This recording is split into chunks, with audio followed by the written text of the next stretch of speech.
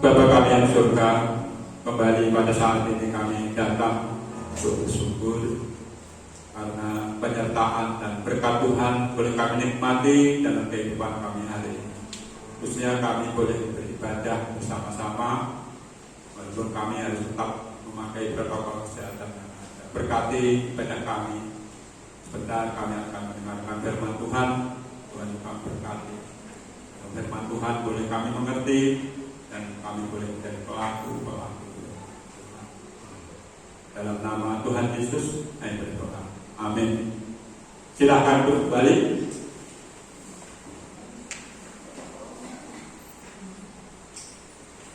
Judul firman Tuhan pagi ini berjaga-jaga. Mungkin Bapak Ibu sangat mudah mengerti kata berjaga. Hari Kamis kantor sebelah itu di demo masyarakat Paker. Saya nggak tahu Paker kurang mungkin 1000-an karena banyak sekali demo di pertama ceritanya Pak Polisi yang menjaga. Pertama di Pengadilan Negeri kurang lebih setengah 1 ke kantor itu. Saudara, mungkin 1000-an lebih, tapi yang jaga itu banyak juga. Jadi pengawal yang jaga itu minta izin parkir di depan mobil pengawal, dan kami ngobrol dengan pengawal ini mulai jam 1:30 sampai hampir maghrib. Nah, sekitar 2:30 dua pengawal ini, yang lainnya sudah datang. Pengawal ini datang lebih awal, minta izin saya, Pak Pendeta, saya boleh di pastori, boleh tak di situ, boleh tak, ngerti ya. Jadi menjujurkan badannya, karena saya tahu mungkin ya, pengawal ini mulai pagi, dan ternyata pengawal itu kalau walaupun dia geletak sini, tapi pagernya itu aktif, jadi semua tahu dan dia tetap berbicara, dan walaupun sekali lagi walaupun dia itu menjujurkan tubuhnya di situ, saya suruh di dalam tidak mau, sini aja Pak, tetapi dia tetap aktif berjaga. Jadi itulah yang namanya berjaga, saudara. Jadi walaupun dalam keadaan mungkin capek karena ada tugas harus berjaga, itu berjaga itu tetap dilakukan. Bapak Ibu, khususnya akhir-akhir ini kita juga mungkin makin harus berjaga-jaga. Sekarang GGBI itu mengeluarkan panduan tidak hanya 3M, tapi tidak hanya 5M, tetapi ditambah lagi 6M. Saya membaca ya. Jadi inilah panduan dari GGBI yang terakhir. Yang pertama kita mungkin sudah paham ya, memakai masker, mencuci tangan dengan sabun, menjaga jarak, menjauhi kerumunan, mengurangi mobilitas di luar rumah, dan yang terakhir nih, menghindari makan bersama lain. Jadi saudara, 6M ini sungguhnya diberikan di GBI itu supaya saya dan saudara itu tetap berjaga-jaga. Sampai hari Sabtu di Indonesia ini ada 17 gereja baptis. Saya nggak nyebut gereja lain karena nggak tahu laporannya. 17 gereja baptis yang harus tutup total, tidak bisa ibadah. Mulanya itu mungkin seperti kita ya, ada kebiasaan seperti ini. Di Jakarta, di Bogor, di Medan, di Surabaya, Solo, Semarang, antara itu. Karena apa, saudara? Karena COVID ini menyebar di kota-kota besar ini luar biasa. Banyak hamba Tuhan dari 17 gereja ini juga kena. Tidak hanya hamba Tuhan saja, tetapi keluarganya. jemaatnya. Jadi kita diharapkan sekali lagi untuk tetap berjaga-jaga. Mana sampai GGPI menulis surat kepada gereja kita yang saya terima hari Jumat yang lalu, ternyata panitia kongres itu memang dari tempat yang akan dipakai itu boleh mengizinkan, karena tempat itu ternyata sudah dipakai rapat-rapat selama pandemi ini dengan protokol yang ketat. Tetapi ternyata dari pemerintah itu belum mengizinkan. Nanti katanya mungkin akan diberikan izin itu paling lambat itu 1 minggu sebelum dimulai. Itu kalau diberikan, itu kalau luar biasa, saudara. Sekali lagi semuanya itu demi untuk berjaga-jaga, berjaga-jaga. Walaupun mungkin sekali lagi penjaga itu capek, kita juga semuanya capek, memakai masker, menjaga jarak dan yang lain-lain. Tetapi itu harus kita tetap galakkan supaya saya dan saudara mampu bertahan, mampu bertahan. Bapak Ibu Saudara, saya tidak akan panjang-panjang karena nanti ada rapat. Mari kita melihat teks yang kita baca tadi. Saya menemukan 4 hal yang patut kita lakukan dalam kehidupan rohani kita supaya saya dan saudara juga tetap berjaga-jaga. Yang pertama, saudara, yang saya temukan, mari kita membaca sekali lagi ayat 1 sampai 3. Judul di sini adalah berjaga-jaga. Tetapi tentang zaman dan masa, saudara-saudara, tidak perlu dituliskan kepadamu, karena kamu sendiri tahu bahwa benar-benar bahwa hari Tuhan datang seperti pencuri pada malam. Apabila mereka mengatakan semuanya damai, aman, maka tiba-tiba mereka ditimpa oleh pembinasaan, seperti seorang perempuan yang hamil ditimpa oleh sakit bersalin. Mereka pasti tidak akan luput. Saudara, yang pertama ini, mengapa saya dan saudara secara rohani tetap harus berjaga-jaga? Karena kedatangan Tuhan itu, atau kedatangan apa saja penyakit kepada kita itu tidak pernah kita ketahui. Di sana dicontohkan orang berjaga-jaga itu seperti orang yang wanita yang sedang hamil, tahu-tahu ditimpa sakit bersalin. Saya, saudara, sebagai orang tua pasti punya pengalaman, khususnya laki-laki ini. Bagaimana kalau istrinya waktu hamil? Saya juga punya pengalaman, saudara. Waktu anak pertama mau lahir itu, istri saya kurang lebih jam 1 malam mengalami kontraksi. Dan mau gak mau saya langsung ke perbatasan desa, nggak jauh ya, di perempatan itu yang biasa mangkal kendaraan. Dan di situ, dan ternyata ada orang yang berjaga-jaga, seorang sopir. Dia nggak bisa tidur ceritanya ya, waktu itu. Dan akhirnya dia membawa mobilnya berjaga-jaga di perempatan itu. Dan akhirnya saya langsung ngomong, Mas, antar kami ke rumah sakit. Ya kurang lebih 10 menit saja. Saudara, berjaga karena tidak tahu apa yang terjadi. Ternyata lahirnya baru besok pagi jam 8. Loh, saudara, luar biasa. Mulai jam 1 malam sampai paginya jam 8 saya berjaga-jaga di rumah sakit. Tidak tahu kedatangan Tuhan, kedatangan sakit, penyakit, atau kedatangan apapun yang mencelakakan kita. Tetapi kewajiban saya dan saudara untuk tetap berjaga. Yang kedua, saudara, ingat bahwa kita ini disebut anak-anak terang. Anak-anak terang disebut di sana bukan anak-anak malam. Terang dan malam itu di sana disebutkan memang kecenderungan orang-orang malam itu ya orang-orang yang suka mabuk-mabukan, orang yang suka berjudi atau hal-hal yang lain. Kita harus diingatkan, saya dan saudara itu adalah anak-anak terang, anak-anak siang, anak-anak terang harus menjadi terang bagi orang lain. Kalau ada orang lain yang merasa gelap, kita menjadi terang di antara mereka. Ingat itu, ayat 4 sampai 8. Tetapi kamu saudara-saudara, kamu tidak hidup di dalam kegelapan, sehingga hari ini tiba-tiba mendatangi kamu seperti pencuri. Karena kamu semua adalah anak-anak terang, anak-anak siang. Kita bukanlah orang-orang malam atau orang-orang kegelapan.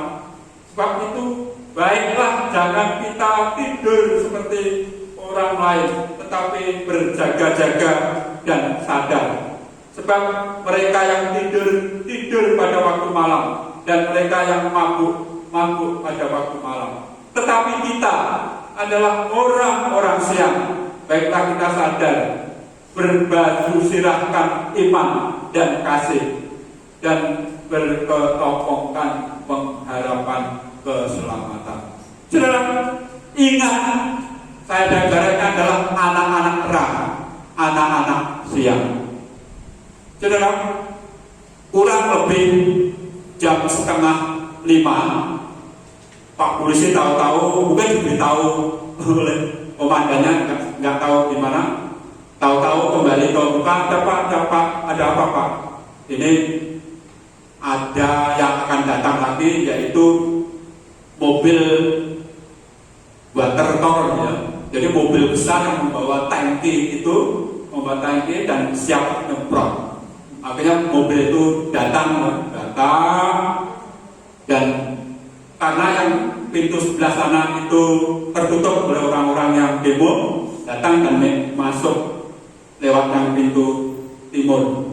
Dan saya tanya, untuk apa Pak? Nanti Pak, kalau sampai maghrib tidak mau buyar, akan disemprot semuanya itu. Bayangkan sekarang 2 mobil besar isinya air itu.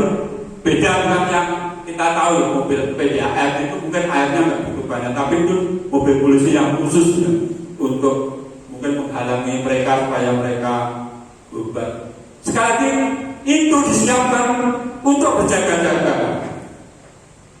Tetapi bersyukur ya, begitu ya belum maghrib ya, ternyata mereka sudah mau membubarkan diri. Tapi saudara, nanti kalau pulang boleh lihat tulisannya di muka itu rusak semua. Karena mungkin bubarnya juga, saya melihat dari sini ya, bubarnya juga nggak begitu tertib ya. Jadi ada yang dirusak, dibuangi, ada yang mungkin dibawa. Jadi tulisan yang departemen apa itu yang di muka itu rusak. Saudara, berjaga, disiapkan. Jadi berjaga itu artinya disiapkan.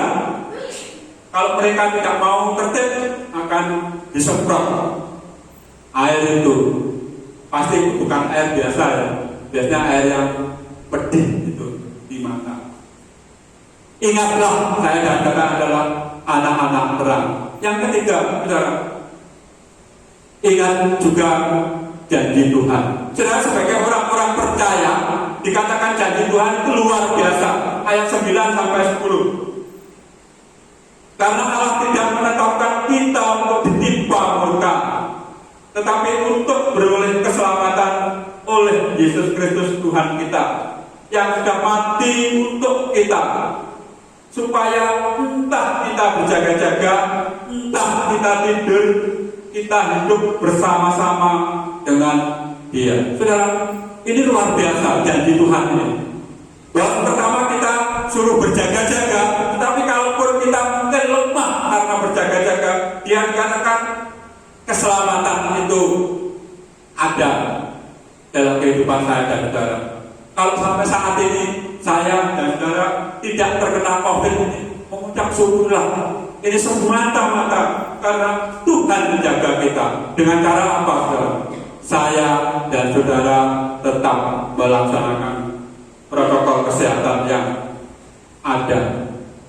Dikatakan karena Allah tidak menetapkan kita untuk ditimpa murka, tapi beroleh keselamatan.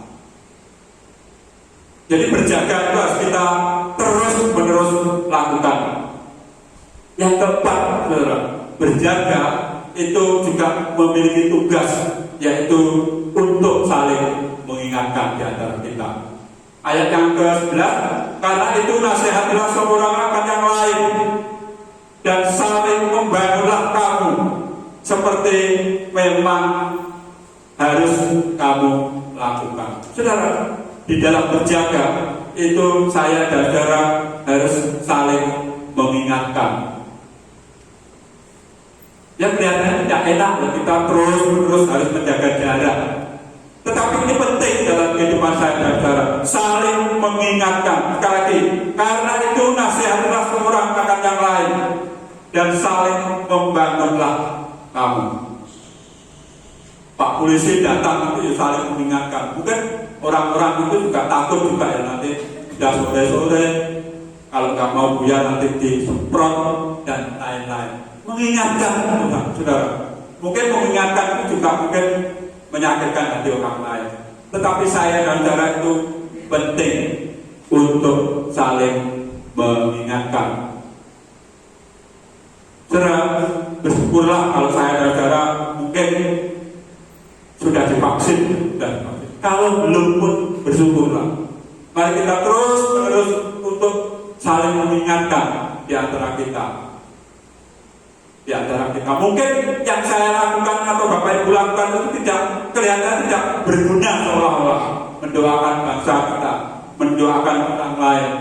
Tetapi itu penting dalam kehidupan saya dan saudara.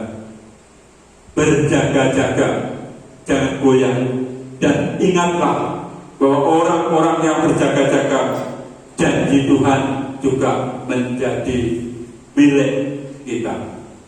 Mari kita berdoa. Bapa kami yang surga, kami bersyukur Tuhan kalau pada saat ini firman Tuhan boleh mengingatkan kami untuk bagaimana kami menjadi anak-anak Tuhan yang dikatakan menjadi anak-anak siang, anak-anak terang, dan kewajiban kami Tuhan untuk terus berjaga-jaga dalam kehidupan ini, untuk saling mengingatkan di antara kami, untuk saling menasehati di antara kami, sehingga kasih yang dari Tuhan nyata dalam kehidupan kami. Kalau di lingkungan kami ada kegelapan, Tuhan mengutus kami di tengah-tengah mereka untuk menjadi terang di antara mereka. Mengucap syukur atas kesempatan saat ini. Dalam nama Tuhan Yesus, saya berdoa. Amin. Sebelum kita berdoa dan menutup, kita akan menyanyi satu lagi. Terima kasih Tuhan.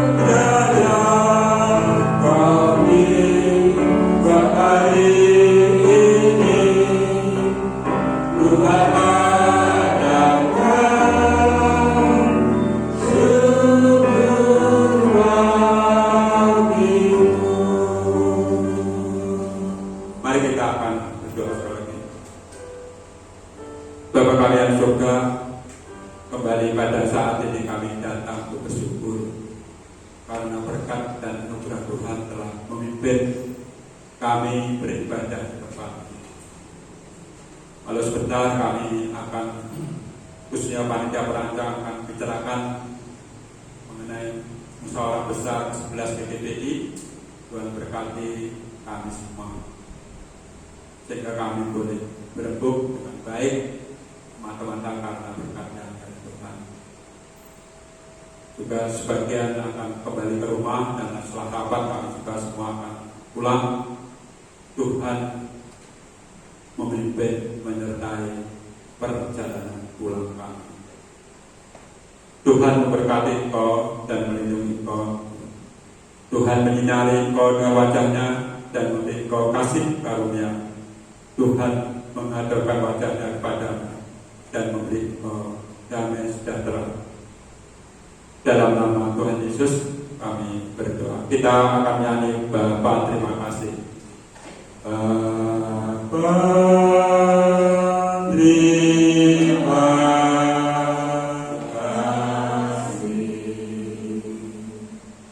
Bapa terima kasih.